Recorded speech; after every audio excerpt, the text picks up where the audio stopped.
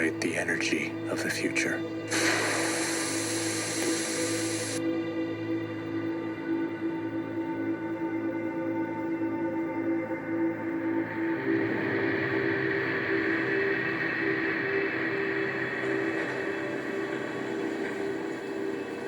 And 40 years later, we're now tearing down that power station, day after day.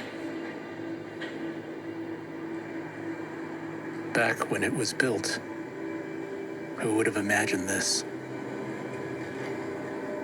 That there would come a day when we must destroy the power station of hope that generated the energy of the future. What's more, some say this process will take 30 years, or even 40 years.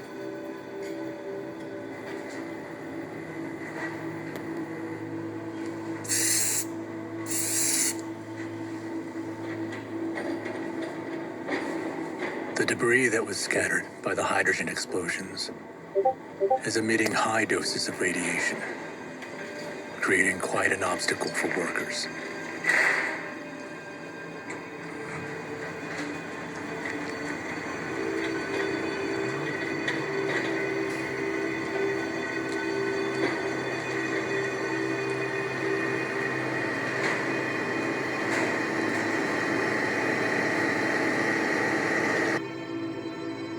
There's still unspent nuclear fuel left inside the reactors.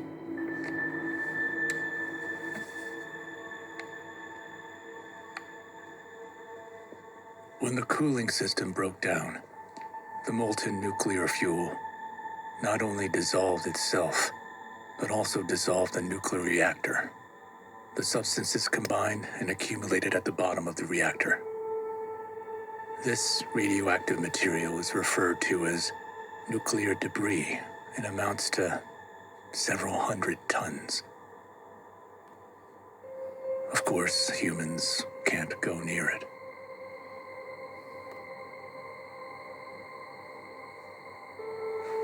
Not only that, but the enormous amount of radiation refuses to let us peek inside, even from afar. The estimated radiation level is 70 sieverts per hour. Not 70 millisieverts, but 70 sieverts. According to one study, after the atomic bomb hit Hiroshima, the radiation level at a location 1.5 kilometers away from ground zero was 1 sievert.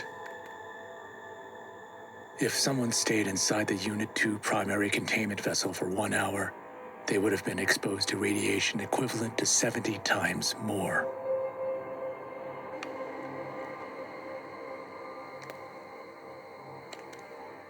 Recently, they discovered that the debris can possibly be moved. But that's it. They don't know how to extract it or how to store it. It will be years down the road before they decide on a permanent disposal method.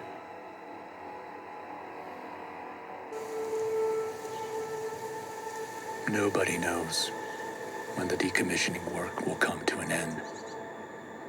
The people of Fukushima Prefecture's Hamadori area abandoned their precious homes and were forced to leave their neighborhoods behind. 117,000 people leaving their hometown resulted in tens of thousands of abandoned houses.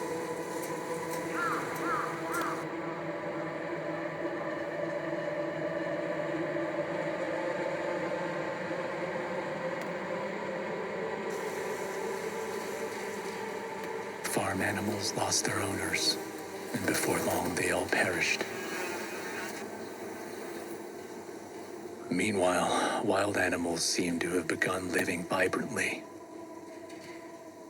They reclaimed their territory that humans took away from them when the nuclear power station was built, back in 1966.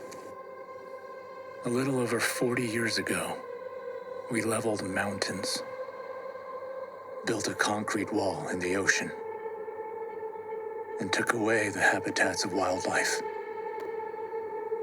Now, humans are the ones that risk losing their habitats. Perhaps because the air was purified due to fewer vehicles. The sky is clear at night, and the stars are shining more beautifully than ever before.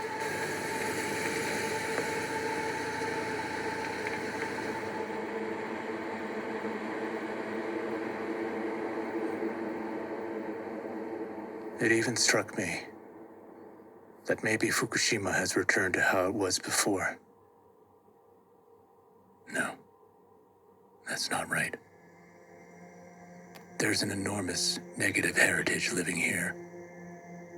The giant structure that we once called a bright future has become a negative heritage that we must continue to face for decades to come. Humans are helpless in front of nature. Before the beautiful skies and ocean of Fukushima, we are busy cleaning up after the mess caused by our arrogance.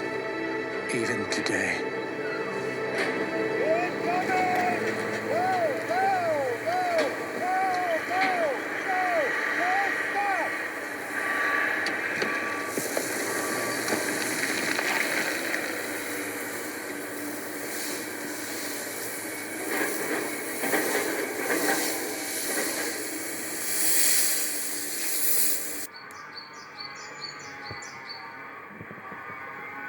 there used to be over 1,000 cherry blossom trees within the power station grounds, but they were judged to be a contamination source, and most of them were cut down. The number will be down to about 400 trees.